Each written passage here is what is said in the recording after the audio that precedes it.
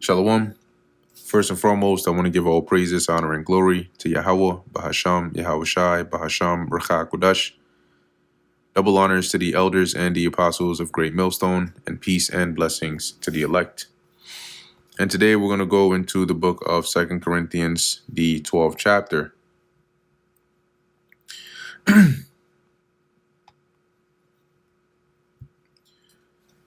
It is not expedient for me, doubtless, to glory. I will come to visions and revelations of the Lord. And let's pull this up as well. It says here, this boasting will do no good, but I must go on. I will reluctantly tell about visions and revelations from the Lord. I knew a man in Hamashiach about 14 years ago, whether in the body I cannot tell, or whether out of the body I cannot tell. God knoweth. Such an one caught up to the third heaven. He's speaking about himself here. Okay, so he's saying here, he had an experience, as he says, about 14 years ago. It was an out of body experience, but he couldn't tell. He wasn't too sure whether he was in the body or out of the body. But he went up to the third heaven, which is the spirit world. And I knew such a man, whether in the body or out of the body, I cannot tell, God knoweth. NLT for verses 2 and 3, right? It says, I was caught up to the third heaven 14 years ago. Whether I was in my body or out of my body, I don't know. Only God knows. Yes, only God knows whether I was in my body or outside my body, but I do know. Where we at? Verse 4, how that he was caught up into paradise. So he went into the spirit world and heard unspeakable words, which is not lawful for a man to utter. So imagine that, right? Going in there, and he said when he came back, he couldn't even describe, like, it's unlawful. That's how Paul described it. It was unlawful to even try to summarize or describe the things that he heard. That's how glorious it was there. Of such an one will I glory, yet of myself I will not glory, but in mine infirmities. NLT says that experience is worth boasting about, but I am not going to do it. I will boast only about my weaknesses. See, so in the previous chapter, he boasted about the things he suffered, about his quote weaknesses. And he's saying here, yeah, I could boast about these great revelations that were given to me going to the spirit world, and I saw things, and like I can boast about those things, but I'm not going to do that. I'd rather highlight Yahweh Shai's strength in me or in my weakness. For though I would desire to glory, I shall not be a fool, for I will say the truth. But now I forbear, lest any man should think of me above that which he seeth me to be, or that he heareth of me. If I wanted to boast, I would be no fool in doing so, because I would be telling the truth. But I won't do it because I don't want anyone to give me credit beyond what they see in my life or hear in my message. So he didn't want to be exalted. All right, because that's human nature, right? You hear about these super divine experiences and revelations, you start to look at a person differently. And he's like, I don't want that. I don't want you to lose sight of the focal point here. You know, when I'm teaching you or when I'm around, I don't want to be extolled, you know, like I'm some great man. I'm another servant, just like you. I've just been appointed and put into this office. So to avoid all that, he said, I'm not even going to go into the details. And lest I should be exalted above measure through the abundance of the revelations that were given to me, there was given to me a thorn in the flesh. Let me close this up now. Where we at? Right. So he's saying here, because of all the revelations the Lord gave him, in order to keep him balanced and to keep him humble, the Lord gave him a thorn in the flesh, which is like a, you know, as he says here, the messenger of Satan to buffet me, lest I should be exalted above measure. So this this messenger of Satan, i.e., whatever this demon, and even if this was an infirmity that Paul had, demons are usually the causes of your infirmities anyway. So whatever it is that this thorn in his flesh, this thing that was bothering him, the Lord had it to where it stayed with Paul, so that if he ever would have the thought of like feeling any high-mindedness or feeling puffed up with all this revelation and power and knowledge the Lord gave him, that would be a reminder to stay humble. But it bothered him, right? As he says in verse 8, for this thing I besought the Lord thrice, that's 3 times, that it might depart from me, to basically for the Lord to rid him of this thorn. And he said unto me, my grace is sufficient for thee, for my strength is made perfect in weakness. Most gladly, therefore, will I rejoice in my infirmities, that the power of Hamashiach may rest upon me. So he says here, each time he said, my grace is all you need. My power works best in weakness, because it's highlighted. So now I am glad to boast about my weakness, so that the power of Hamashiach can work through me. So with the things Paul is going through, he has to depend on the Lord, right? As he says, my grace is enough, is sufficient for you. So, the more you rely on me, or the weaker you are, the more you rely on me. Okay, and the more I can work through you to show, as he says, to my strength is made perfect in weakness.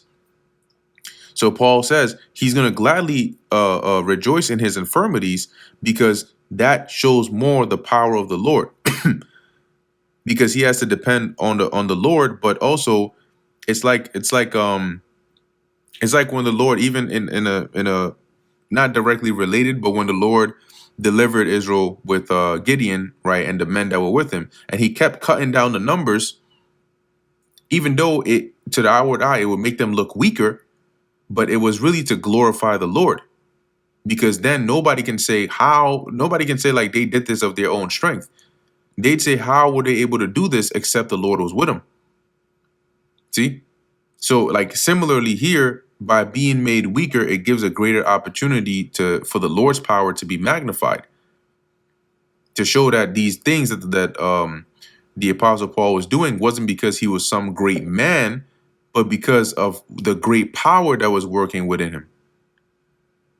Therefore, I take pleasure in infirmities, in reproaches, in necessities, in persecutions, in distresses for Hamashiach's sake.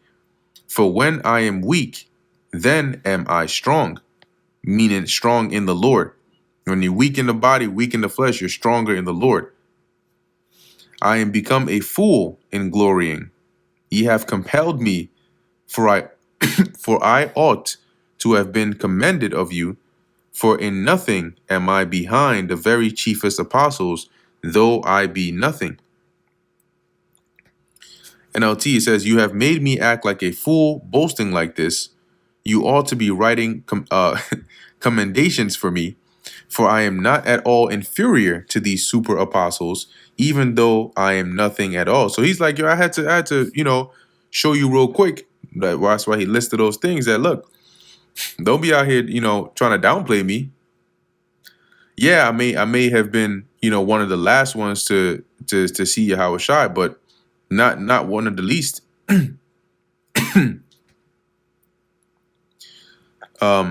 Verse 12, truly the signs of an apostle were wrought among you in all patience, in signs and wonders and mighty deeds. So he's saying, like, with the I showed the signs of apostleship, right, and the great signs and deeds and the patience in which I dealt with you. For what is it wherein ye were inferior to other churches, except it be that I myself was not burdensome to you? Forgive me this wrong. The only thing I failed to do, which I do in other churches, was to become a financial burden to you. Please forgive me for this wrong. Behold, the third time, because that's something that Paul, as he says, he could boast in, right? And he can boast in that because that's not everybody would do that. There were some who don't have a problem with that. Okay. But as he's saying here, as he's saying here, in all the other churches I did that, but for you, I deliberately did not. Okay, because I wanted to be as non-burdensome to you as possible. But if that because of doing that, it made me seem like a less of an apostle, okay, then forgive me for doing that. Behold, the third time I am ready to come to you. Right? So here it's as Paul's saying, the third time, that is hinting at him being there twice already. Right? Now, like I mentioned in the book of Acts, it doesn't mention the second time he went there. But in his previous in the previous chapters in Second Corinthians, he mentions about that painful, was it the painful visit? So he says here, behold, the third time I am ready to come to you, and I will not be burdensome to you, for I seek not yours, but you. So I'm not here. I don't want your stuff. I'm here for you. For the children ought not to lay up for the parents, but the parents for the children. Right. So are the children the one that provide for the parents? Is it not the other way around? So when I come, I'm not there for your stuff. I'm there for you, to provide for you the spiritual things. And I will very gladly spend and be spent for you. Though the more abundantly I love you, the less I be loved. I will gladly spend myself and all I have for you, even though it seems that the more I love you, the less you love me. So you can see in Paul's writing to the Corinthians, he was really like, because they gave him the most trouble, right? So he was really, really invested. But you could also see like the care that Paul had for the believers in these churches. But be it so, I did not burden you. Nevertheless, being crafty, I caught you with guile. And here what he's basically saying, I'll read this in the LT first, but it says, some of you admit I was not a burden to you, but others still think I was sneaky and took advantage of you by trickery. So he's saying, like, granted, I didn't burden you directly, right? I didn't come on to you and be a financial burden or, try to stress you out. But some of you are basically saying, Paul was still crafty. He tricked us, right, by acting like he wasn't openly burdening us to still get what he wanted from us, but in an indirect way. And so he asks, did I make a gain of you by any of them whom I sent on to you? So did I okay, I'm not going to be a financial burden, but I'm going to send people afterwards and they're going to be, they're going to try to make gain off of you? Did I do that? I desired Titus, and with him I sent a brother. Did Titus make a gain of you? So when Titus came over there, did he come in and take your money? Did he come and spend your money? Did he come and be a financial burden or any form of a burden to you? Walk we not in the same spirit? Did he not conduct himself as I do? Walk we not in the same steps? Did he not walk after I do? Again, think ye that we excuse ourselves unto you? We speak before God in Hamashiach, but we do all things, dearly beloved, for your edifying. It says, perhaps you think we're saying these things just to defend ourselves. No, we tell you this as Hamashiach's servants, and with God as our witness. Everything we do, dear friends, is to strengthen you. For I fear lest when I come, I shall not find you such as I would. So Paul is saying, I'm afraid lest I should come there and you wouldn't be in a state that's pleasing to me. And that I shall be found unto you such as ye would not, because then the way I would, my reaction to that isn't something you're going to be happy to see. Lest there be debates, envyings, wraths, strikes, backbitings, whispers, swellings, tumults, and lest when I come again, my God will humble me among you, because I've been boasting all pretty much everywhere about you with how proud I am of you, and then I come here and then now I'm humbled because you are the opposite.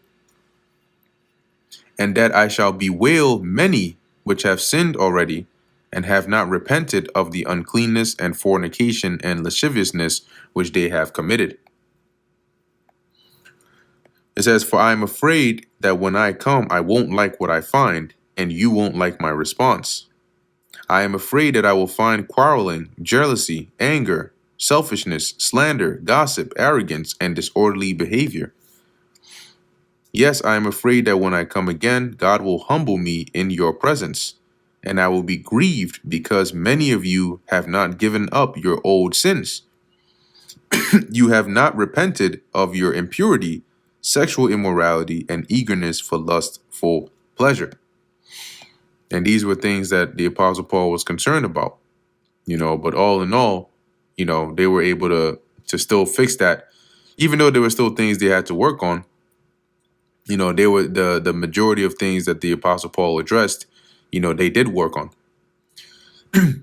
And that brings us to the end of the book of 2 Corinthians, the 12th chapter. Lord willing, that was edifying to the elect. In closing, I want to give all praises, honor, and glory to Yahweh, Bahasham, Yahweh Shai, Bahasham, Racha Kodash. And until next time, Shalom.